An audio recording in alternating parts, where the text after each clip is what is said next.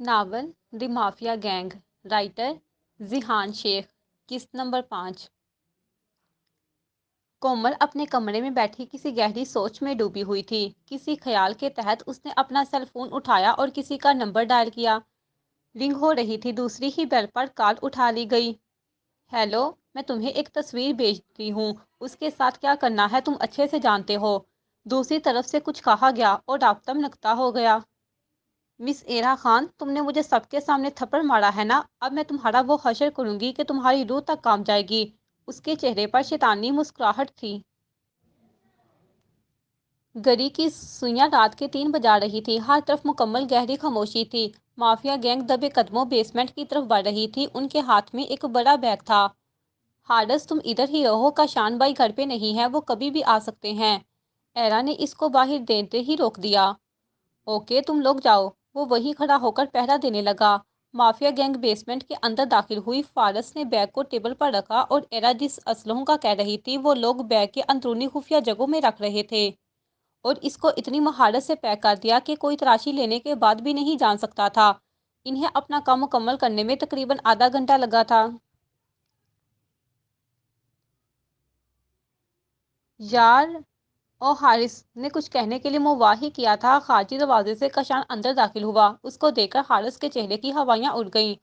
وہ واپس جانے کے لیے پرتوڑ رہا تھا کہ کاشان کی آواز اس کے سماعت سے ٹکرائی۔ ہارس۔ ہارس کے قدم اپنی جگہ منجمد ہو گئے۔ اس کی پشت کاشان کی طرف تھی۔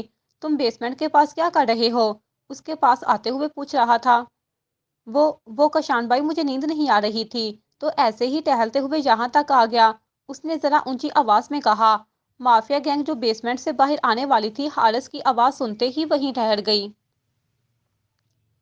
تم جھوٹ تو نہیں بول رہے ہو نا؟ وہ شکی نظروں سے چاروں طرف میں نظر دوڑانے لگا۔ ہاں بھائی، میں بالکل سچ کہہ رہا ہوں، اس نے فوراً جواب دیا۔ کہتے ہوئے جانے لگا، لیکن تبھی کسی چیز کے گرنے کی آواز آئی۔ یہ آواز کیسی تھی؟ بیسمنٹ میں کوئی ہے کیا؟ وہ بیسمنٹ کی طرف جانے لگا۔ نہیں بھائی، اس میں کون ہوگا، کوئی نہیں ہے، مضبوط لہجے میں جواب دیا، لیکن وہ اس کی سنے بغیر ہی بیسمنٹ کی طرف بڑھ گیا۔ بھائی، وہاں کوئی نہیں ہے، میں سچ کہہ رہا ہوں۔ وہ اس کو روکنے کے لیے پیچھے چل دیا۔ تم چپ کرو، میں خود دیکھ لوں گا۔ اس کو ڈانٹتے ہوئے اس نے بیسمنٹ کا دروازہ کھولا اور اندر داخل ہو گیا۔ یا اللہ، ہمیں بچا لے، ہمارا راز نہ کھلنے پائے۔ ہارس باقاعدہ آسمان کی طرف ہاتھ اٹھائے دعا مانگنے لگا۔ آمین کہتے ہوئے اس نے چہرے پر ہاتھ پھیرا اور بیسمنٹ میں داخل ہو گیا۔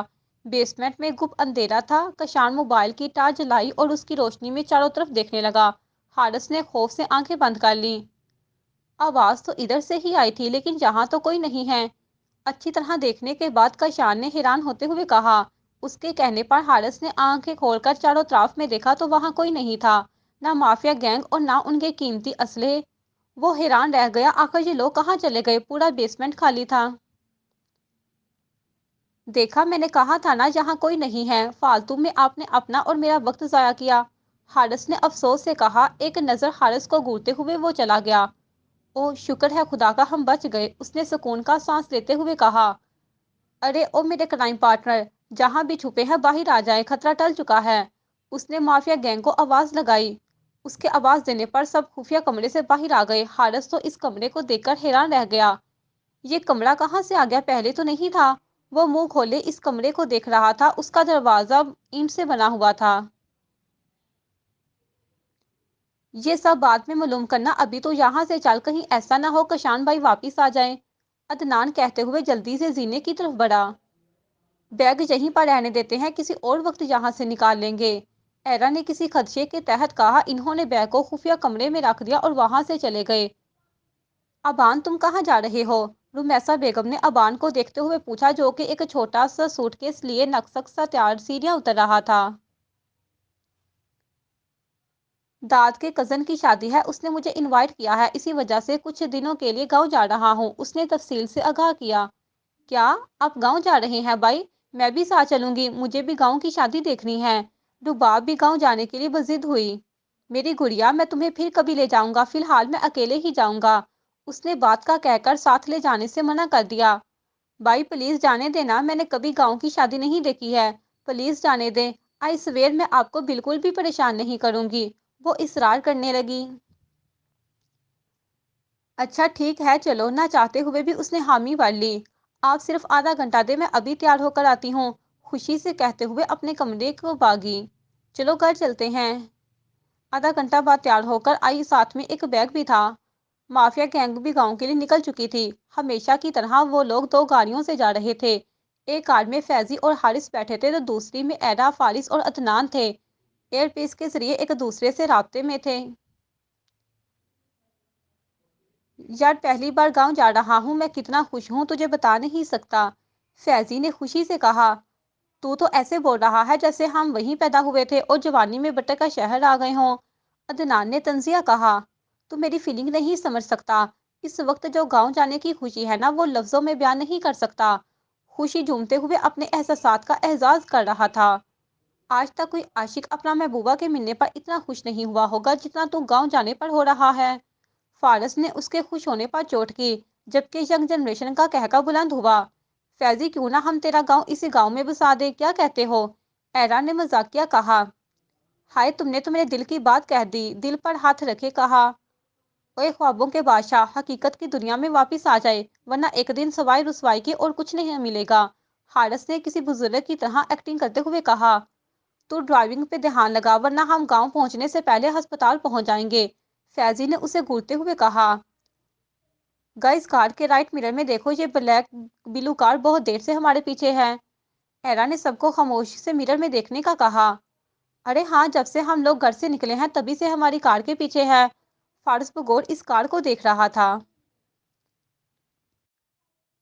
لیکن یہ ہے کون اور ہمارے پیچھے کیوں لگی ہے؟ عدنان نے سوال کیا، جس کا جواب ملنا بہت ضروری تھا۔ یہ صرف ایک ہی انسان ہو سکتا ہے اور اس کو سبق سکھانے کا وقت آ گیا ہے، ایرا نے غصے سے کہا۔ اس کی گرفت اسٹیئرنگ پر اور مضبوط ہو گئی۔ کون ہے وہ انسان؟ ایک ساتھ چاروں نے سوال کیا۔ وہی جس کو میں نے تھپڑ مارا تھا، لیکن اسے معلوم نہیں ہے اس نے کس سے پنگا لیا ہے۔ کوئی بات نہیں، بہت جلد اسے پتہ لگ جائے گا، ایرا نے طنزیہ مسکراہٹ کے ساتھ کہا۔ اس کی گرفت اسٹیئرنگ پر اور مضبوط ہو گئی۔ او اچھا، انہوں نے سمجھنے والے انداز میں سر ہلایا۔ Just wait and watch, mafia gang نے ایک ساتھ کہا۔ چونکہ کار اس وقت سنسان راستے سے گزر رہی تھی، اس لیے کار کی سپیڈ مزید بڑھا دی۔ بلو کار بھی تیزی سے ان کا پیچھا کر رہی تھی۔ حارث تم آگے آ جاؤ، ان لوگوں کو میں خود دیکھ لوں گی، ایرا کار کی سپیڈ تھوڑا سلو کر کے ایک طرف سے چلانے لگی اور حارث کو آگے نکل جانے کا کہا۔ وہ تیزی سے آگے نکل گیا۔ کار کو آگے نکلتا دیکھ کر بلو کار میں موجود لڑکوں میں سے ایک لڑکا ایڈن کی کار پر فائرنگ کرنے لگا۔ فارس نے بھی سر باہر نکالے اس پر گولیاں چلانے لگا۔ فارس تم یہ کار سنبھالو، میں مزہ چکھاتی ہوں ان کو، اس نے کہتے ہی سیٹ بیلٹ کھولا۔ فارس اور عدنان سمجھ گئے کہ وہ کیا کرنے والی ہے۔ ایرا نہیں، تم ایسا ہرگز نہیں کرو گی، اس میں خطرہ ہے، وہ دونوں ایک ساتھ بولے۔ ڈونٹ وری گائز، مجھے کچھ نہیں ہوتا، مسکراتے ہوئے کہہ کر اس نے کار سے چھلانگ لگا دی۔ فارس نے جلدی سے ڈرائیونگ سیٹ سنبھال لی۔ باہر نکلتے ہی ایرا نے اپنے بوٹ سے پستول نکالی اور بلو کار کے ٹائر پر نشانہ لگایا۔ گولی سیدھا ٹائر پہ جا کے لگی اور کار اپنا توازن کھو چکی تھی۔ وہ سڑک پر گھومتی ہوئی پیٹر سے جا کر ٹکرا گئی۔ اس میں موجود لڑکے اپنی جان بچانے کے لیے کار سے کود کر بھاگنے لگے۔ ان کو بھاگتا دیکھ کر ایرا نے ان کو ٹانگوں پر گولی چلائی۔ پھر بھی وہ رکے نہیں اور لڑکھڑاتے ہوئے بھاگنے کی کوشش کر رہے تھے۔ فارس نے کچھ دور جا کر کار کو بریک لگائی، دونوں باہر نکل آئے۔ سسٹر کیا تم ٹھیک ہو؟ ایرا کے پاس پہنچنے ہی عدنان نے پریشانی سے پوچھا، جو اپنا دایاں بازو پکڑے ہوئے یقیناً کار سے چھلانگ لگاتے وقت اسے خروچ آئی تھی۔ ہاں میں ٹھیک ہوں، انہیں پکڑو جا کر، اس نے چاروں طرف لڑکوں کی طرف اشارہ کیا جو کافی دور نکل چکے تھے۔ فارس اور عدنان نے ان کی دوسری ٹانگوں پر نشانہ ساتھ داغ کراتے ہوئے وہیں بیٹھ گئے۔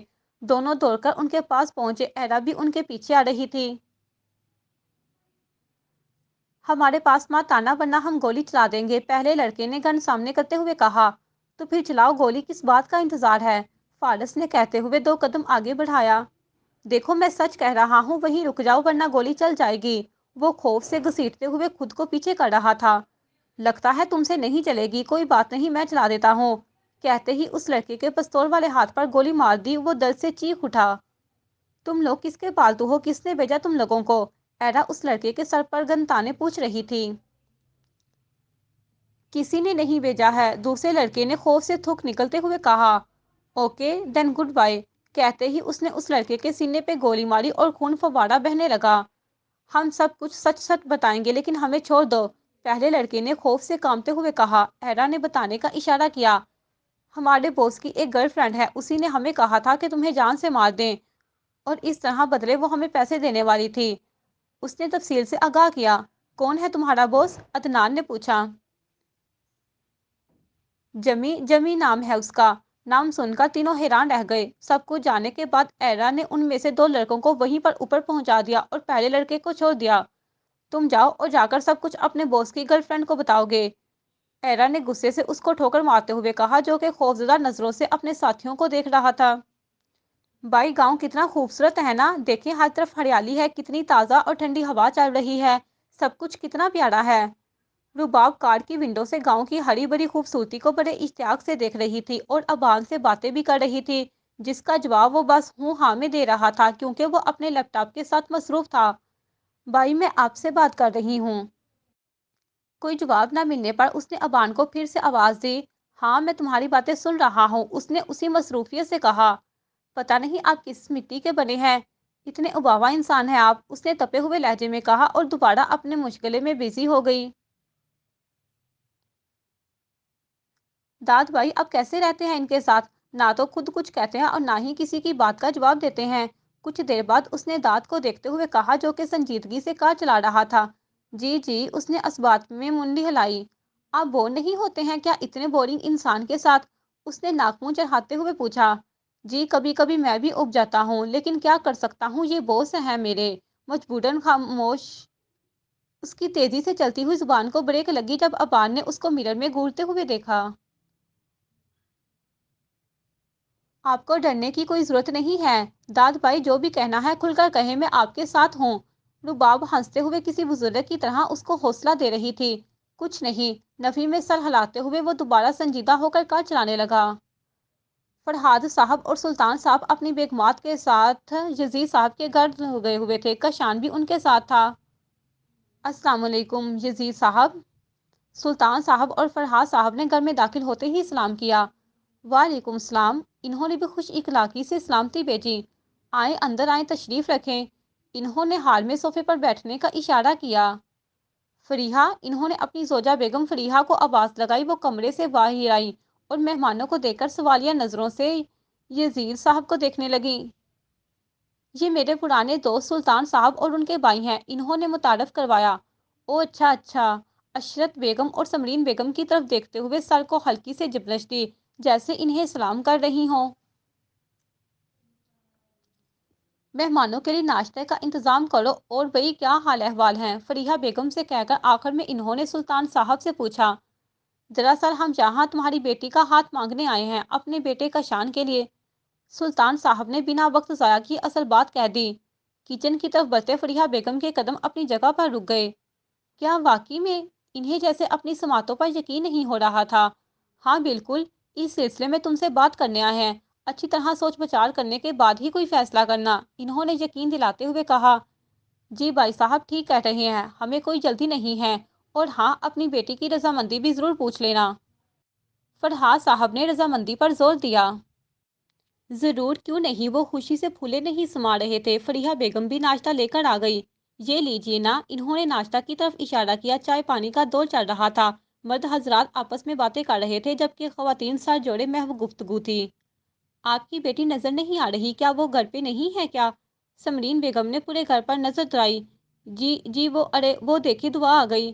دروازے سے داخل ہوتی ہوئی شازمین کی طرف اشارہ کیا، جو کہ جینس فراق میں ملبوس تھی، بال پونی ٹیل میں قید تھے۔ شازمین بیٹا، یہاں آنا، فریحہ بیگم نے اس کو پکارا۔ جی مما، وہ انہیں جواب دیتے ہوئے سوالیہ نگاہوں سے دیکھ رہی تھی۔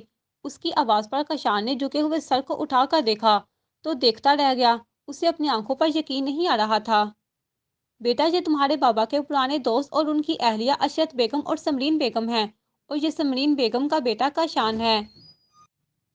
اس نے کشان کے نام پر اس کی طرف دیکھا تو حیران رہ گئی۔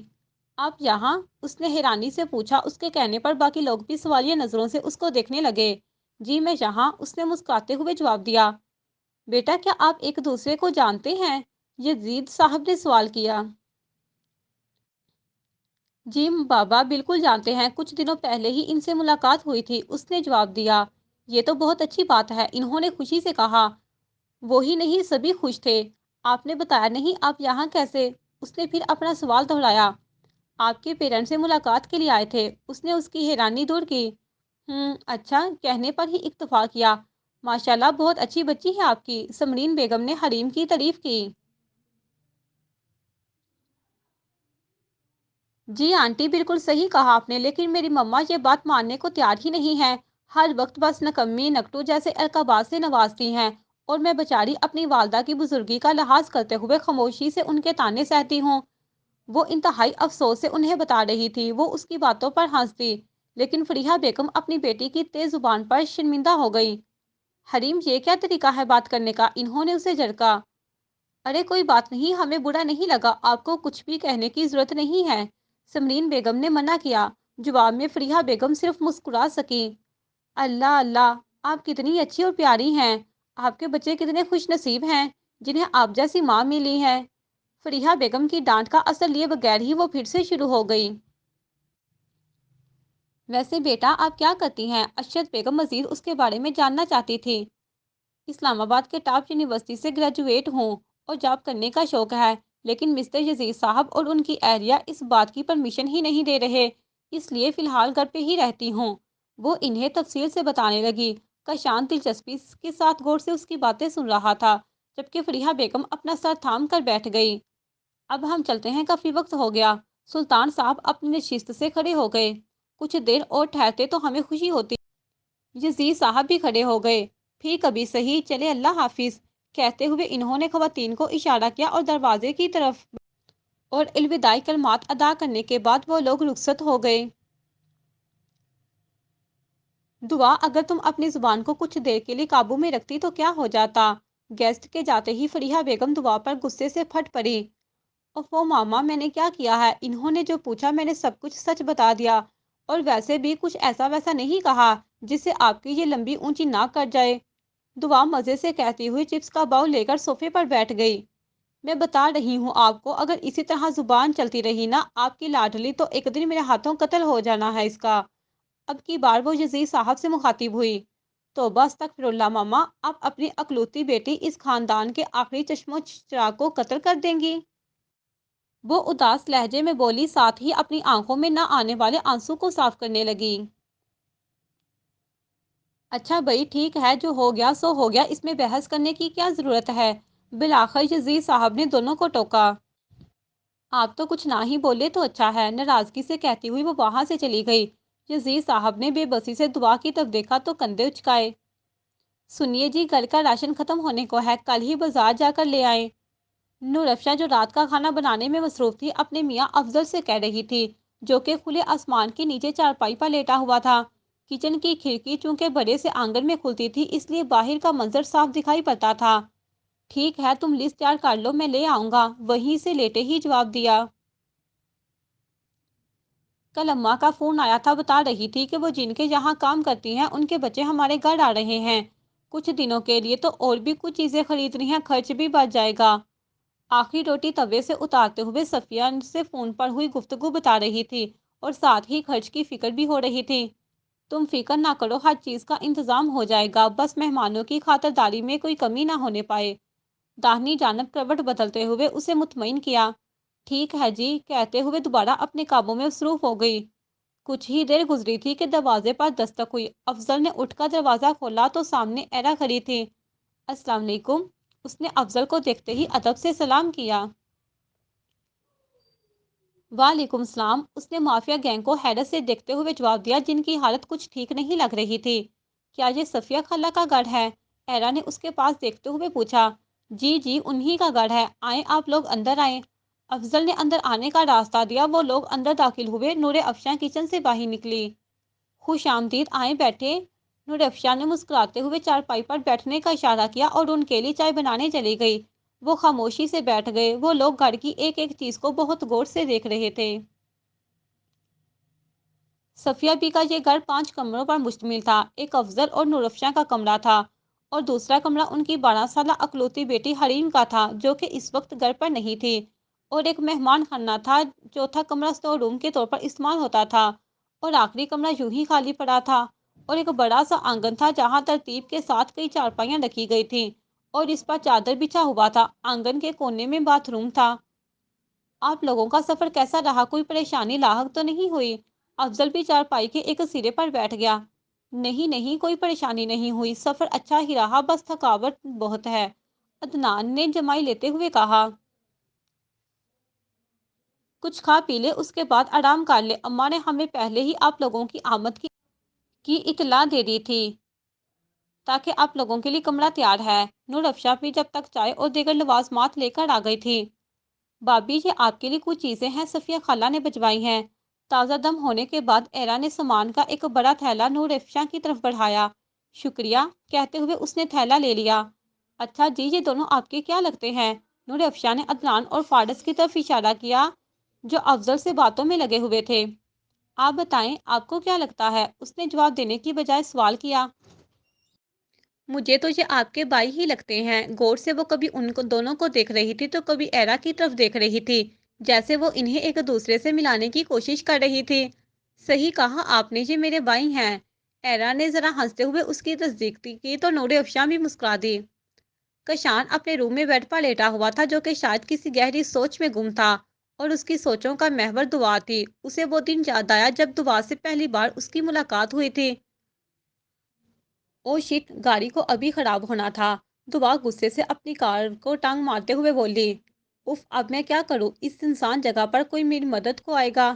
اس نے دور دور تک نظر دوڑائی لیکن اس سنسان سڑک پر ایک پرندہ بھی نظر نہیں آ رہا تھا۔ وہ ٹینشن میں ادھر ادھر ٹہلنے لگی۔ پھر کچھ یاد آنے پر اس نے جینس کی پاکٹ سے سیل فون نکالا۔ کس کو کال کروں؟ فرا کو کرتی ہوں۔ کچھ دیر تک سوچنے کے بعد اس نے اپنی دوست فرا کو کال ملائی۔ بیل جا رہی تھی لیکن کوئی کال نہیں اٹھا رہا تھا۔ اس نے پھر سے ٹرائی کیا، اس بار بھی کسی نے بھی ریسیو نہیں کیا۔ یہ کہاں مر گئی ہے؟ ردا کو کال کرتی ہوں، شاید وہ اٹھا لے۔ غصے سے کہتے ہوئے اس نے ردا کو فون کیا جو کہ دوسری ہی بیل پر اٹھا لیا گیا۔ ہیلو دعا، خیریت تو ہے؟ کال اٹھاتے ہی ردا کی آواز ابھری۔ ردا، مجھے تم سے ایک ہیلپ چاہیے تھی، اس نے پریشانی سے بالوں میں پھیرتے ہوئے کہا۔ دعا، تمہاری آواز نہیں آ رہی۔ ہیلو ہیلو ردا۔ دعا ہیلو کرتی رہ گئی، کال ڈسکنیکٹ ہو چکی تھی۔ ایک تو یہ نیٹ ورک بھی کام کے وقت ہمیشہ غائب ہو جاتا ہے۔ وہ موبائل کو چاروں طرف گھمانے لگی لیکن وہ بھی ایک نیٹ ورک نہیں تھا۔ وہ اپنے ہی مسئلے میں الجھی ہوئی تھی کہ ایک بائک تیزی سے دعا کے قریب آ کر رکی۔ اس پر دو لڑکے سوار تھے۔ ہیلو میڈم، کیا حال ہے؟ کیا ہم چھوڑ دیں گھر تک؟ بائک پر سوار ایک لڑکے نے کہا۔ کیوں، میرے پاؤں ٹوٹے ہوئے ہیں کیا جو میں تم سے لفٹ لوں گی؟ انہیں گھورتے ہوئے بولی۔ آپ غصہ تو نہ ہو، ہم تو صرف آپ کی مدد کرنے کی کوشش کر رہے ہیں، وہ لڑکا ہنستے ہوئے بولا۔ اس کی ہنسی اس وقت دعا کو سخت زہر لگ رہی تھی۔ وہ بنا کچھ بولے اپنی گاڑی کی طرف بڑھی، لیکن اس سے پہلے ہی پیچھے بیٹھا لڑکا تیزی سے اس کی طرف بڑھا اور اس کو زبردستی پکڑ کر بائک پر بٹھانے لگا۔ چھوڑو مجھے، کہاں لے جا رہے ہو؟ وہ خوف سے چیختے ہوئے بولی۔ چل بائک پر بیٹھ جلدی، وہ اس کے ساتھ زبردستی کر رہا تھا لیکن دعا نے اس کے پیٹ میں کوہنی سے زور سے مارا۔ وہ گرا کر پیچھے ہٹ گیا اور دعا موقع کا فائدہ اٹھا کر وہاں سے بھاگنے لگی۔